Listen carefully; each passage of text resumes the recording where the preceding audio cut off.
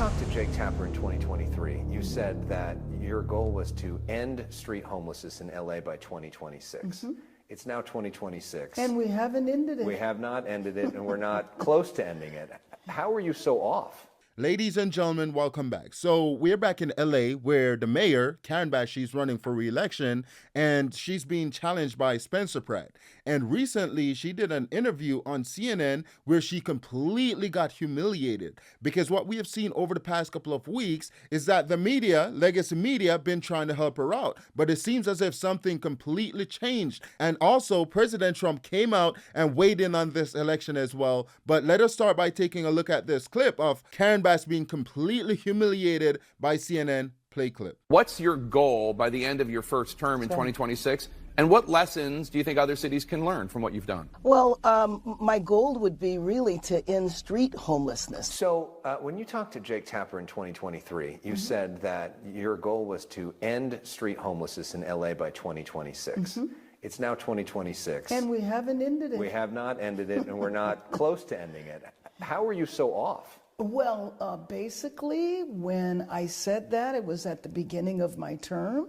I am very committed to achieving that goal. I didn't anticipate some of the bureaucratic barriers that I would experience, but I am prepared to take those on now. But you promised that it would go away 100%, and it's only gone down about 17.6%. Right. So why should people trust you that you're going to be able to get to the 100%? Because let me just tell you, for the first time, we've had a decrease at all. I don't know if it's just me, but this is very hard to watch because she promised to get rid of homelessness and the problems still remain.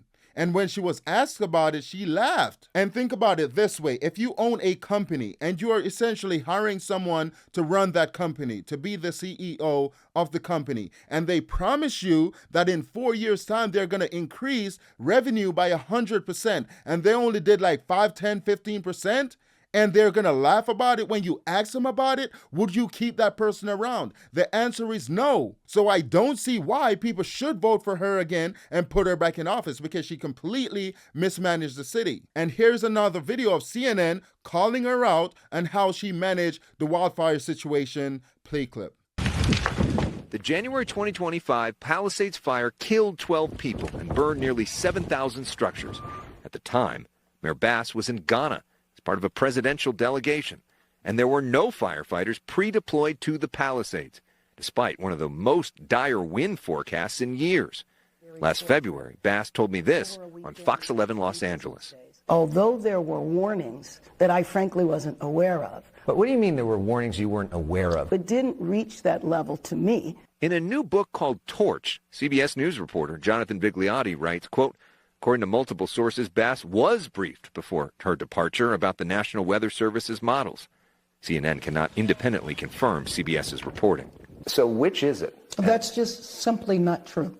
So I don't know what sources he's talking to, but that is a wholesale falsehood. I will tell you that it wasn't just the city. The entire county was not prepared for this. But what I also said to you, Alex, is that it was a horrible, horrible moment in my life. The point is, I wasn't here when my city needed me, and that is a profound regret. But that book makes the point that you being in Ghana actually hurt the city's response. It argues that during the hour when the fire was building, that you were sort of out of touch because you were focused on the event in Ghana. No, that's actually not true either. Yeah. So I'll have to read this book. And it would have been helpful if the author would have interviewed me. Well, he said that he asked for an interview for a couple years, and they never. Yeah. Well, that's news to me. Yeah. Let me just explain to you that when the fire broke out, it was nighttime in Ghana, and I was due to board a plane in a couple of hours, and I took the first plane out. I'm lost for words at this point. I don't know what to say because the reporter is presenting facts after facts and she's giving excuses after excuses and she's being called out and she's lying. I don't know what to say at this point. But what I do know is that she's unpopular, that people doesn't like her, but it seems as if she's oblivious to everything. Like she failed the city. And in her mind, she thinks that she's doing a good job. I don't know if she thinks that the people of LA, they're just blatantly stupid, or if she just doesn't care. because she wrecked the city, and Democrats, we know they're going to vote for a Democrat. And here we have the reporter telling Mayor Karen Bass that people in LA are starting to like Spencer Pratt. And this is her reaction. Play clip. There also are people in LA that seem drawn to him, including some Democrats that are drawn to him. What do you think that's about? I think that we are going through a moment which is not unfamiliar. We go through moments where across the board voters are just upset. They're upset over everything. They were obviously disappointed in Democrats in 2024, the cost of living, the fact that we're in a war that has raised gas prices, extremely high. Eggs and basic food and grocery stores is high. The instability out of Washington, are we having tariffs or aren't we having tariffs? And so I think that when society goes through these changes where they just are mad at government. Again, I'm lost for words because this lady is sitting there. The reporter is letting her know that, hey, even Democrats are starting to support Spencer Pratt, who's an independent, a right-leaning independent. And what she proceeded to do is to blame everyone except for herself. She's like, oh yeah, gas prices are high. 2024 Democrats, they bombed the election. Tariffs in Washington. Everything except for saying, or looking in the mirror and saying, well, you know what, maybe I mismanaged the city. Maybe after the wildfires, I could have done a better job. Maybe I shouldn't have gone to Ghana. Maybe I could have done better with crime, with homelessness, with all these different issues. But no, she's going to sit there and she's going to blame everyone except taking accountability for what she's been doing. And a couple of days ago, she came out with this ridiculous policy after she let crime, drugs run the streets of LA and people are starting to lose their teeth. She proposed this policy to give meth heads new teeth. And she's doubling down on that in this interview or another interview. Watch this clip. On homelessness at the pantry earlier this week, you were talking about comprehensive health care for the unhoused. And you talked about how many of the unhoused, because of their meth use, lose their teeth. That's right. Who would pay for the dental care for the unhoused? When I say comprehensive health care, it's actually what people can get from Medi-Cal.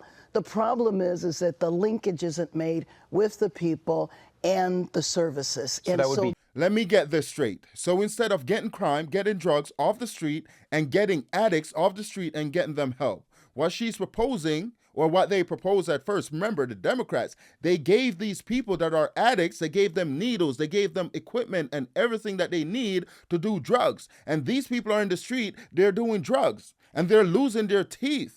And now the government, they're saying, well, you know what, we use their tax dollars to buy all these needles and stuff we gave them to the drug addicts on the street. But now they're losing their teeth. What we're going to do, we're going to tax you more, and then we're going to use that money to pay for their teeth. You just cannot make this stuff up. And here she was confronted by the reporter asking her, why not take care of the problem? Why not take care of the issue instead of focusing on spending tax dollars on giving people new teeth? Play clip. Reaction to that, though, was why isn't the mayor doing more to address the meth use in the first place? What are you doing to address the drug use so we don't have to pay for dental care? And let me just 100%. Let me just tell you that when I came in, we started, even though it is not the city's role to provide health care, it is the county. That was not enough for me. I said we have to provide it ourselves. So we took lawsuit money from tobacco and and she proceeded to not answer the question in regards to meth use.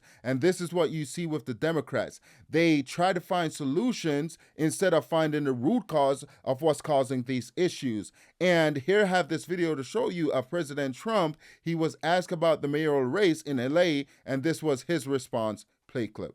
True, Spencer Pratt, do you see yourself in him at all? A former reality TV star? No, I'd like to see him do well. He's a character. I don't know him. I assume he probably supports me. Does he support me? I think so. I think so, yeah. I heard he does. I heard he's a big MAGA person. He's doing well. I don't know. If you have a rigged vote out there, that's the problem. The votes are rigged. You have a really rigged vote in California. You have all the mail-in ballots, everything else. Very hard to win because the elections are very dishonest.